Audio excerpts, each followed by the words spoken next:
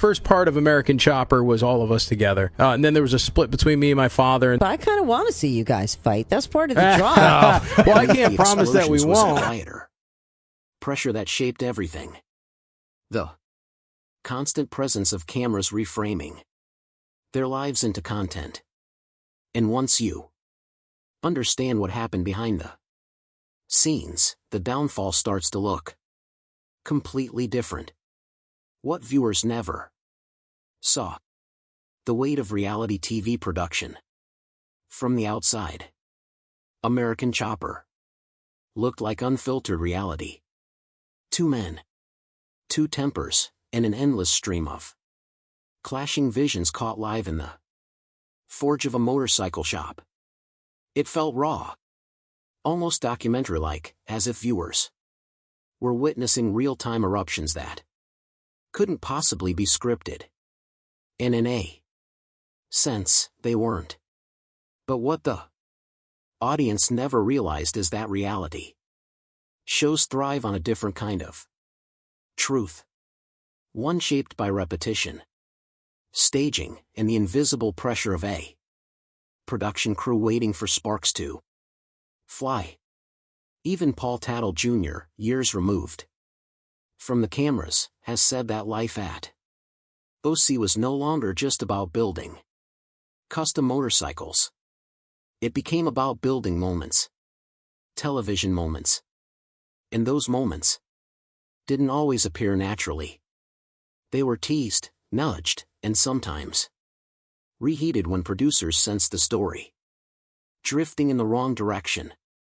Nothing was invented, but everything was amplified.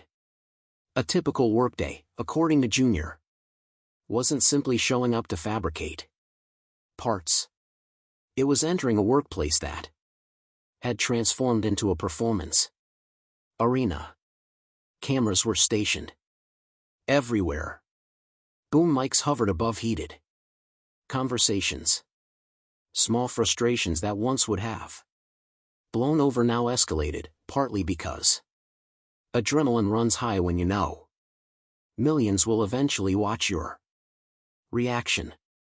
Arguments that would have lasted 60 seconds stretched into 20-minute marathons.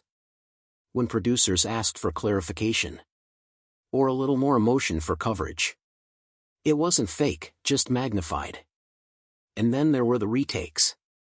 Fans often assume reality TV captures life exactly as it happens, but the truth is more mechanical. If a vital shot went out of focus or an important comment wasn't heard clearly, the crew would ask someone to repeat it. Imagine restating the reason you're furious at your father. Except this time, you have to do it slowly, clearly, and with the same intensity. Eventually, emotion and performance blur into one exhausting loop. The pressure was relentless. Long hours became longer. The crew lived inside OC almost as much as the employees did. Work deadlines tightened because scenes needed structure. Even personal conversations, ones about respect, autonomy, or creative decisions, were never fully private. Cameras might not be rolling, but the possibility always hung in the air, shaping how people behaved. Every interaction risked becoming an episode. Paul eventually understood the effect. They weren't just building bikes anymore. They were building narratives, stories, arcs, climaxes, and the loudest, most combustible, most emotionally costly moments won out. Because that's what made for good television. When he finally stepped back, years later, he admitted something quietly devastating. Being filmed during the worst conflict of his life didn't just document the fracture, it deepened it. Arguments that should have been resolved in a closed room were instead preserved, replayed, and even encouraged. Because the cameras were always ready. Always hungry, always waiting.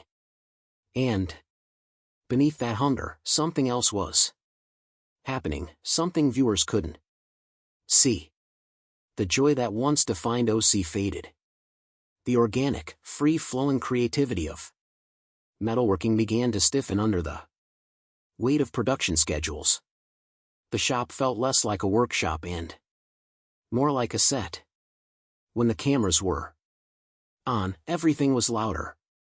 When they turned off, the silence was thicker, heavier, and far less forgiving.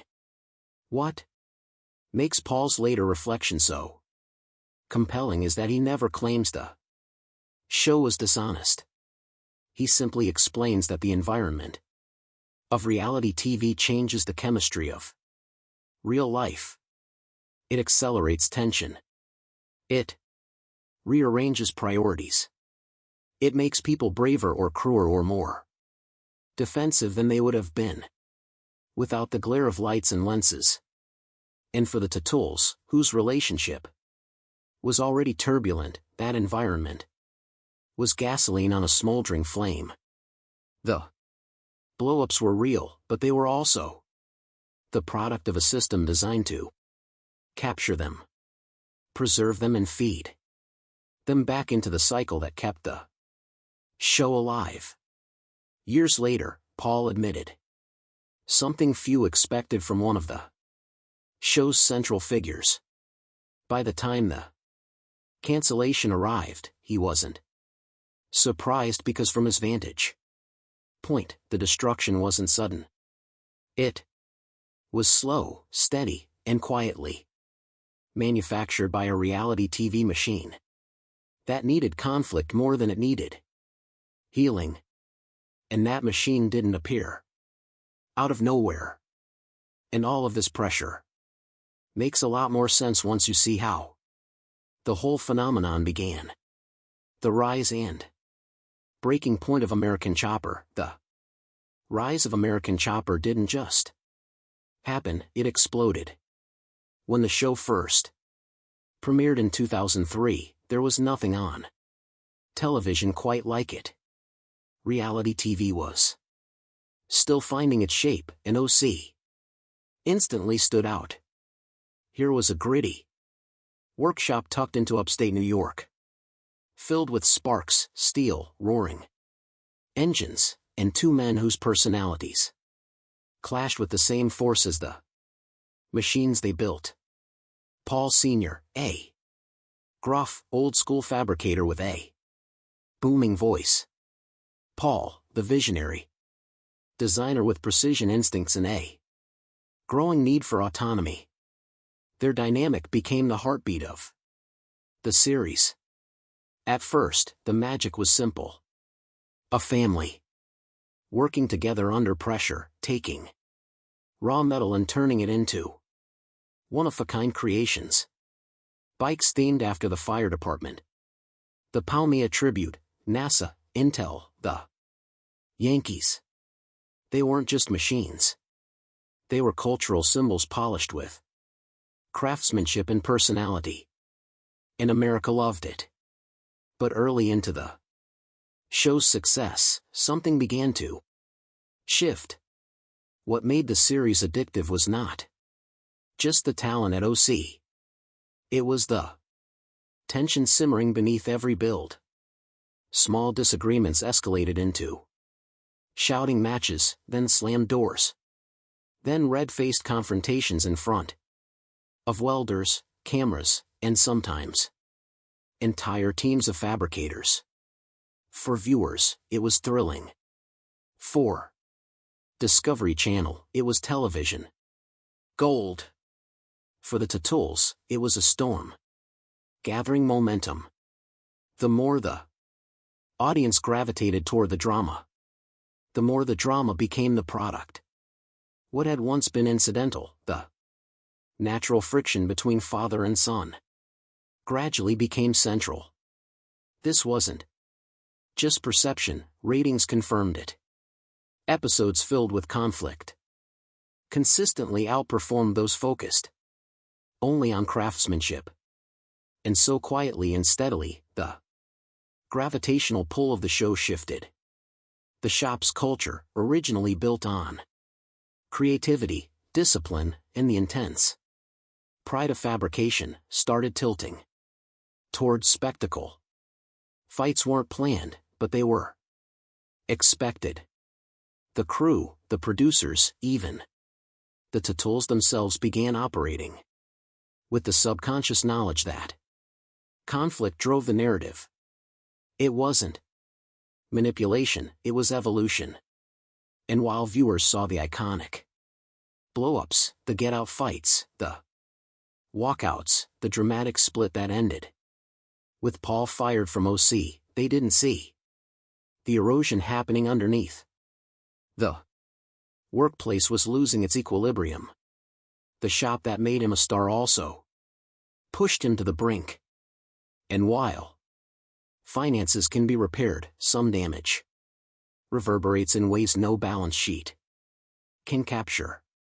Because underneath the contracts, the lawsuits, and the shifting market was something far more fragile, a family breaking in real time. And that fracture, the emotional unraveling behind the iconic bikes, would soon become impossible to ignore. Fractured bonds, the human cost of fame, and family conflict long before the world saw their arguments on television. The relationship between Paul Sr. and Paul was already complicated. But fame has a way of sharpening every flaw, amplifying every weakness and turning private tension into a public storyline. As OC expanded in American Chopper became a cultural staple, the emotional center of the show, father and son, slowly became its most fragile fault line. Viewers saw the blow-ups, the profanity, the doors slamming hard enough to rattle steel beams. But what they didn't see were the quieter moments that followed. The long silences, the awkward distance, the heaviness in the air after the cameras powered down. The very thing that made the show a hit. Raw, combustible conflict was also the thing tearing their bond apart. Paul has spoken candidly in interviews about how painful it was to fight with his father in front of millions. He wasn't just an employee. He was a son trying to coexist with a father whose expectations, frustrations, and emotional patterns sometimes collided violently with his own. Their conflicts weren't invented for TV. They were real, deep-rooted, and often decades in the making. But once cameras entered their world, something changed. Instead of stepping away from conflict to cool down, they pushed through it because production days were long and deadlines were tight. Conversations that should have been private became content. Arguments that should have stayed in the family became cliffhangers. The emotional heat no longer had room to dissipate. It was captured, preserved, and replayed endlessly. And that pressure affected more than just the two men at the center of it. The employees felt like they were navigating a minefield. The crew walked on eggshells, always aware that a single wrong moment or the simple act of being in the wrong place could be swept into the show's narrative. For some, OCC ceased being just a workplace.